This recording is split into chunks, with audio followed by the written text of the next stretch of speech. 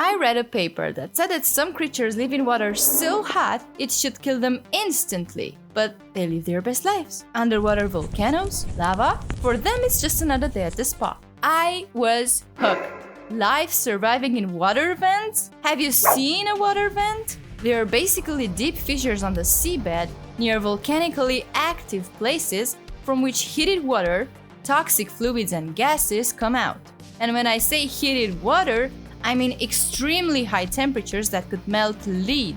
And I thought, you know what? I have to share this with you because this is the kind of stuff that makes science fiction look boring. How I stumbled into this whole underwater volcano obsession? Aw, thanks for asking, you're so kind. I was actually researching something completely different for one of our jellyfish videos, when I found this mention of hydrothermal vents. And my first thought was, crap, another fancy word. What in the name of the ocean does it mean? So I clicked on it, and suddenly I'm reading about this discovery from 1977 where scientists were exploring near the Galapagos Islands, expecting to find basically nothing. Deep ocean floor, no sunlight, crushing pressure. It should have been an empty desert, empty aquatic desert. You get the point. But then, their submersibles' lights hit structures shooting out water that was 750 degrees Fahrenheit. That's 4 times the temperature it takes for water to boil. Those, my dears, are hydrothermal vents. And they are not empty deserts at all. They are packed with creatures that shouldn't exist according to everything we thought we knew about life. You thought blobfish was creepy?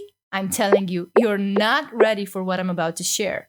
In those underwater volcanoes live the creepiest creatures I've never seen. Creepy creature number 1, the giant tube worms. Put your mental seatbelt on because the giant tube worms might blow your brain away. Who are they? What are they? Whatever they are not ordinary. These worms live in clusters around volcanic vents and grow up to 8 feet long, taller than you, and they don't have mouths, or stomachs, or any kind of digestive system whatsoever. Yup. So how in the world does something 8 feet long survive without eating? It turns out they've got billions of bacteria living inside them. And these bacteria take hydrogen sulfide, the poisonous stuff that smells like rotten eggs, and somehow turn it into food. What? Now they're feeding on toxic gas? It gets creepier.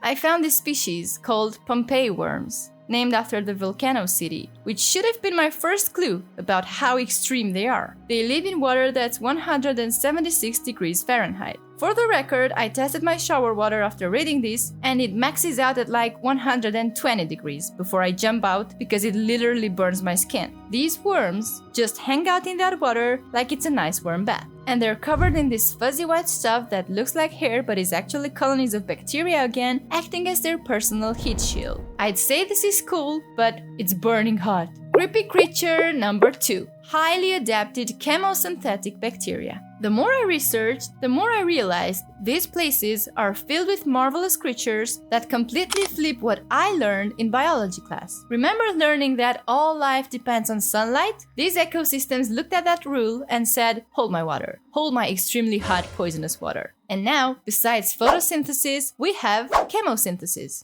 Highly adapted bacteria live in symbiosis with worms and clams and use the hydrogen sulfide for their growth. I found papers about scale worms covered in what look like medieval armor and crabs that are completely white because they've never needed camouflage in the eternal darkness. They all have in common this alien type of bacteria that munches away on methane and hydrogen sulfide to turn them into organic matter and provide nourishment. All those chemicals that would kill most living things are the gift of life for these bacteria. But that's exactly what makes this so incredible. Life found a way to build an entire thriving community using ingredients that should be lethal. Creepy creature number 3, still loading, but it's out there. Worms and bacteria were not enough. I wanted more. I wanted now. So I started looking up recent discoveries, and I was not disappointed. To this day, we are still finding new species at these vents constantly. Scientists discovered crabs covered in hair-like filaments, sea cucumbers so transparent you can see right through them, and worms that look like they're made of spun glass. Who knows what else is out there, unseen and unheard of? Only time and research will tell. Creepy creature number 4, the water vent itself. Okay, that's not a creature, but it blew my mind to learn that these hydrothermal vents don't last forever. When the volcanic activity stops, the hot water stops flowing too, and these entire cities of life just disappear. Gone. So obviously, my first question was, do all those creatures disappear as well? If your world is literally vanishing, what do you do? Some scientists believe they follow chemical trails through the water, sort of like underwater breadcrumbs, to find new vents. Others think they might detect volcanic activity in ways we don't understand yet. And I think, good thing I'm not a researcher because I have no idea what to think about this. But if you do, please go ahead and spill everything in the comments. I can't wait to hear your theories. After days of researching all these awesome creatures in underwater volcanoes and their conditions of life, I can only say this: we're sharing our planet with life forms that we have no idea about. Proof that life is so much more creative and resilient than we ever imagined. Every time I think I understand the ocean, it shows me something that completely rewrites what I thought was possible. And that fills me with so much hope about what else is out there waiting for us to discover.